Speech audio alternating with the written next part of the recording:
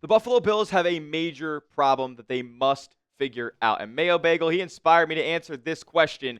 Will the Bills' third down defense and their defense in general prevent them from winning the Super Bowl? It wasn't pretty in Week 3 against the Miami Dolphins, so we'll answer this question and more questions from the Bills Mafia on today's Bills Q&A mailbag. But first, make sure you give me a follow over on social media. I'm bringing you even more Bills coverage over there than we are on YouTube. You'll get all the Bills news that you need to know before we even post a video here at the Bills Breakdown. I also post all the highlights, every touchdown from the game in Week 3. I had it on my timeline as well. My DMs are open, so if you ever want to ask me a question about the Buffalo Bills, hit me up. And I'm almost at my next goal of 1,500 followers over on X, 9 followers away. But I'm saying the next 10 people to give me a follow at this handle right here, Tyler J. Smith, 2 H's, because the name's common, but I am not, they'll get a follow back.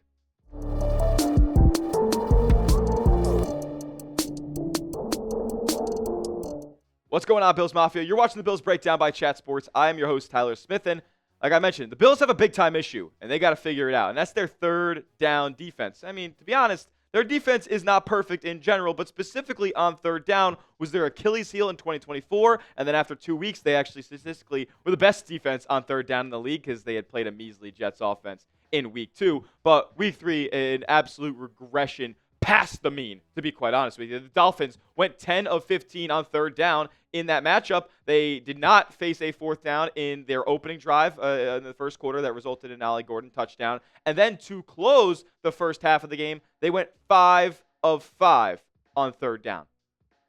That's unfathomable. I mean, it's inexcusable, and it just cannot happen against some of the better talent in the league. Other teams, they'll make you pay. They'll be able to carry out this momentum into the second half and throttle the Buffalo Bills. The Dolphins, I just don't think are a disciplined or talented enough football team to be able to hang with the Bills even on their off day. But if the Bills have a day like this against other franchises, then we're going to have serious problems. On 3rd and 1, the first opportunity for the Bills, Ollie Gordon, 4-yard run. You know what? It's a 3rd and short. We can get rid of that, right? Oh, 3rd and 12, 3rd and long, 19-yard catch from Tyreek Hill. 3rd and 13, oh, there's a 13-yard catch from Tyreek Hill. What's the correlation between those two, by the way? The Bills are playing the softest coverage I've ever seen in my life in Week 3 against the Dolphins. I understand wanting to keep everything in front against a speedy team, but when these guys get the ball in their hands, they can make a play. They're going to make the first defender miss, and that happened way too often in Week 3. 3rd and 7, this one might have been the most egregious of them all. The Tua Tagovailoa 7-yard scramble. I mean, what are we doing, guys? Get on this man. He's not that mobile. And then 3rd and 3, they had another 3-yard catch from Tyreek Hill. The following play there, Jalen Waddle scores, and then there's 11 seconds left in the half. Bills can't get their double dip, and they end up, just going back and forth in a stalemate of a game until the last couple minutes of that fourth quarter. So they were just put themselves in a position that they did not need to be in. And, the Bills, the defense, their roster, their players, they know this. Taron Johnson said the following: 3rd and long. We want that. He was laughing, when the media was asking him about it. It's a little demoralizing. But at the end of the day, you got to just keep playing because there's still a chance we can get a turnover, still a chance that we can stop them on the next drive. You can't hang your head. We'll talk about that tomorrow. But in the moment, you got to just keep going, even when stuff ain't going right. When you get discouraged, that's how you lose a game badly. And look, I'll give the Bills credit. They're able to kind of bounce back from the discouragement, from the the rough plays, from these third down pickups, consecutive third down pickups from the Dolphins. And you know what? They were able to make the plays when they needed to. Shout out Deion Walker. Shout out Terrell Bernard. The Dolphins did have a 67% conversion rate, though, in Week 3, and they averaged 7 yards per third down. That's just cannot happen anymore. And look, the only time there has been a worse performance from the Bills on third down on defense was the game against the Rams last year, where they lost 44-42. And if you guys remember, that was kind of the game where we all collectively asked ourselves, is this Bills defense good enough to win a Super Bowl? And I think we all came to the conclusion that the answer was no. And now we're seeing another big-time performance on third down again, where we're questioning the Bills defense once more. So definitely concerning. I don't think that this is something that they cannot correct over the course of the season, but it's definitely not something that I'm inspired by heading into Week 4 and beyond. Terrell Bernard did just say it's not any pointing fingers or anything like that. It's just, let's just get it fixed. Let's just get it fixed. So I'll take those guys' words for it, but it's something that they definitely have to patch up as the season goes along. And they will be getting some help. They will be getting some assistance as the season goes along. Some reinforcements are along the way. In Week 3, you didn't have Matt Milano. You didn't have Ed Oliver. So, your coverage linebacker, number 1, as well as your best interior pass rusher was missing. So, it's going to make the job of the Dolphins a lot easier. You also have Maxwell Harrison coming off IR here soon, only required to miss one more game in Week 4. Larry Ogunjobi, Michael Hoyt, they joined the Bills in Week 7 after coming back from suspension. So some serious reinforcements here. I think the Bills will be getting off the field on third down more consistently once they have a fully complete, healthy, and unsuspended roster. My belief, to be honest with you guys, though, is not really in the defense. It's in Josh. Like, there just needs to be a balance of power here. The seesaw can't tip too far in one direction. You know, Josh can be great, but the defense can't be so bad to where he cannot overcome that. I think more often than not, 99 times out of 100, he's going to be able to overcome it, but that one time could come in the playoff game that determines your season, and we can't have those types of miscues.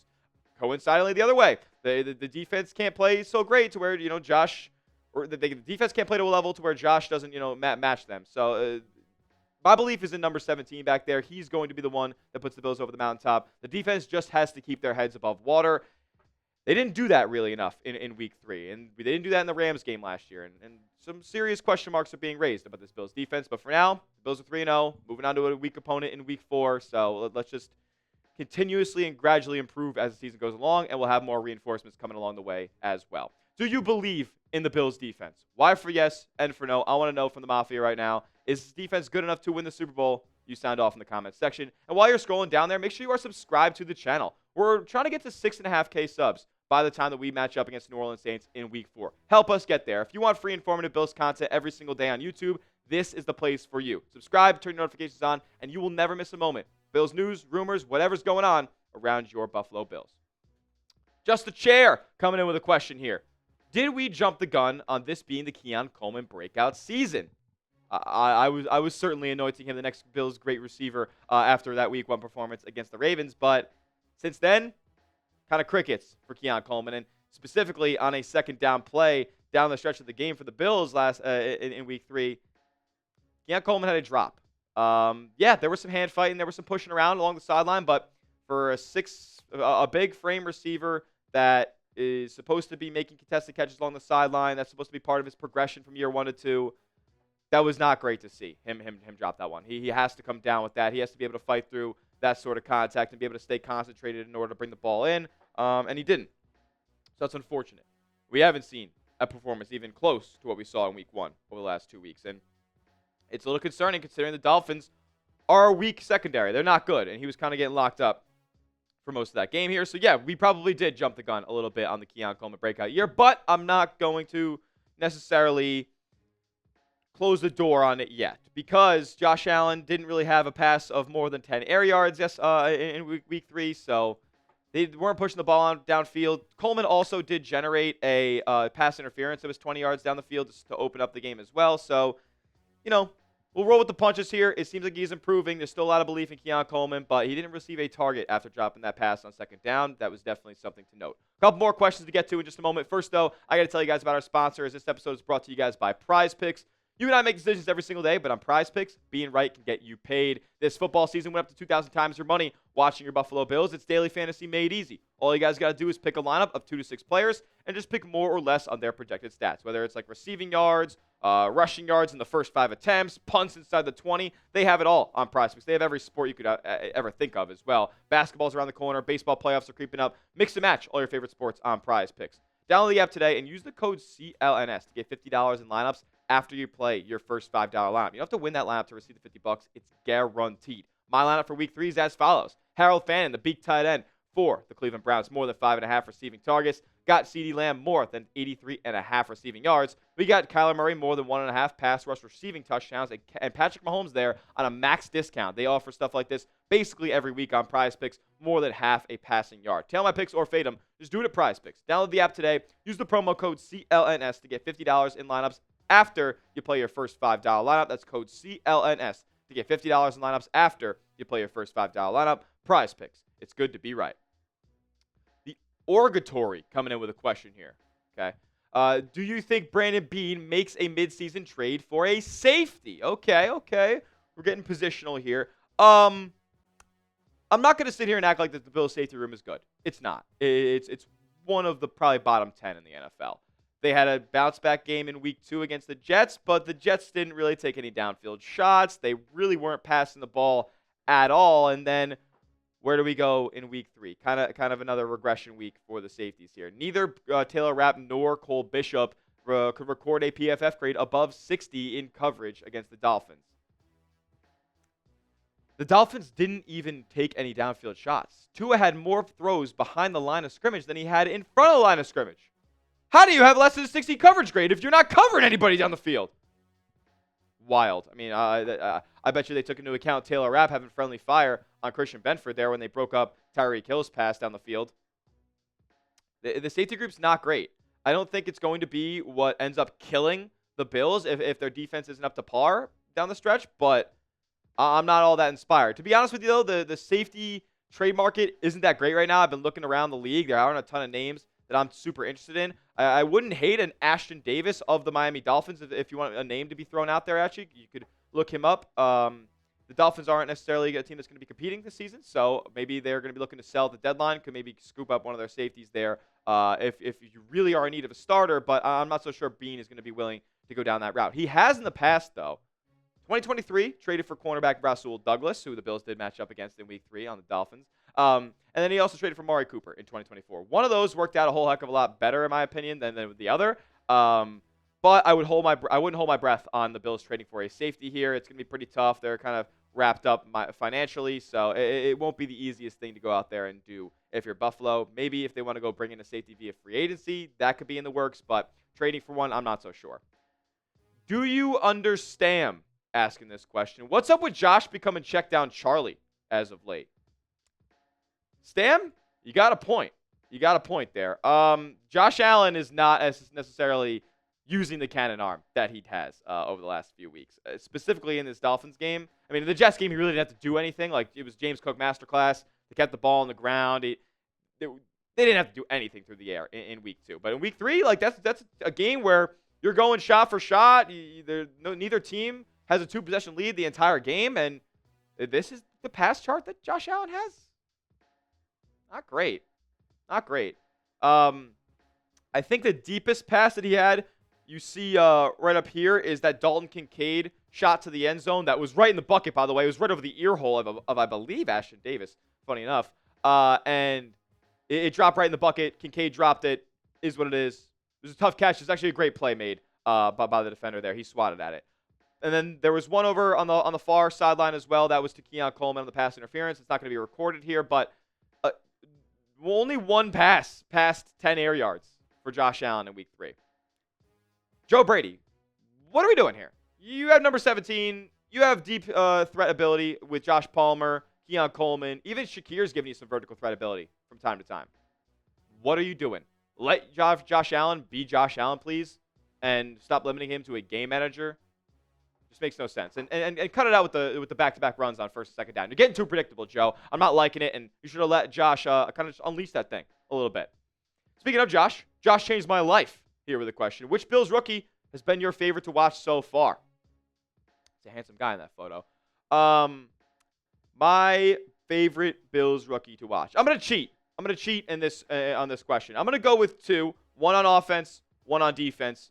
Both selected on day 3 of the NFL draft. We're going to start with Jackson Hawes at the tight end position. He's been awesome, man. 5th round pick, 173rd overall. Got his first NFL touchdown in week 3 against the Dolphins on that shovel pass from Josh. And that was stemmed from an elite block. It was some pre-snap motion from him. He came across the line of scrimmage. Then he came back the other way, laid a pop block on Matt Judon there, put him on his butt, and then ended up connecting, following with Josh along the scramble there, and it was just a quick little shovel pass. Oh, wait, what did he do in week 1? 30-yard contested catch on Nate Wiggins at the goal line. Bills punch it in right thereafter. Oh, what else has he been? The highest graded tight end in the league per PFF over the first 3 weeks of the season. What else has he been? An elite inline blocker on run plays, opening up lanes for James Cook and company. Chef's kiss. It's been legit perfect. Perfect from Jackson Hawes so far. Deion Walker. Jackson Hawes may never be a full-time starter on this Bills roster. He may never be your full-time receiving tight end for this Bills roster. That's okay. He's got a role in this team. I'm happy for him. Deion Walker might be your starting one-tech, your starting nose tackle for a long time. This guy's he's wreaking havoc at the line of scrimmage. Muddying up the middle of the field on run plays. Had 2 tackles on Devon Achane in week 3. Also had a couple of a couple of pressures on Tua Tagovailoa as well. One of them specifically making the play of the game. Yeah, Terrell Bernard caught that pick, but if you watched our video about the Bills having an unsung hero, it was Deion Walker who got a hand on that football to make Tua throw it at a different angle and ended up getting right into the arms of Terrell Bernard. So Deion Walker equally making the big play of the game in Week 3, and I'm excited to see how he develops, man. He's definitely further along in his progress as a pro than TJ Sanders or Landon Jackson, your Bills' day 2 picks in this past draft. So shout out to Brandon Beane, the day 3 master, hitting it out of the park on 2 picks in the 4th and 5th round. Name a player that surprised you this season so far. Who's your guy on the Buffalo Bills? It could be a rookie. It could be somebody else. Name a Bills player that surprised you so far this season. Got time for one more question here. Ralph Honda coming in with one. Says, what's been the biggest change you've seen with the Bills this season? All right, I got one for you. And you know what? It's kind of cheating. We just kind of talked about it. It's the downfield blocking, man. How easy has life been for James Cook on some of these runs? I'll say not exactly easy enough, because 96 of his 109 yards in I think it was 108 yards in Week 3 were after contact. It's a credit to James Cook, but if you watch the film, you watch the tape back, a lot of lanes open. A lot of these missed tackles are at the second level. And a lot of these yards after contact come after being engaged with a linebacker or a safety, or somebody on the boundary towards the sideline. The downfield blocking attack that the Bills have with Jackson Hawes, Dalton Kincaid, Dawson Knox, and Reggie Gilliam, that quadrant, who Jackson Hawes called a 4-headed snake, they are cooking for your Buffalo Bills. Their offense is so easily disguised now with Hawes being a threat to go out and receive a pass rather than having Alec Anderson as a 6th offensive lineman on the line of scrimmage. That element, it changes everything for the Bills offense. It might seem like a little bit, but it could be the needle that moves this team into winning a Super Bowl. Also want to give a shout out to Tyrell Shavers. He's on the 53-man roster this year. He's been activated every single game, and he's been subbed in on some of these run plays that have given awesome lanes to James Cook. These 5 guys, they have changed everything for the Bills offense this season. So shout out to Ralph Honda. Shout out to everybody who has asked a question on today's show. That will do it for today's edition of the Bills Breakdown. Hit me up on Twitter. Like I said, next 10 people that give me a follow, they're getting a follow back at Tyler J. Smith, 2 H's, because the name's common, but I am not. And make sure you are subscribed to the channel. That will do it for today's edition of the Bills Breakdown. YouTube.com/Bills News. We'll see you guys as we prepare for Week 4 against New Orleans Saints. We'll see you guys then. And as always, let's go Buffalo.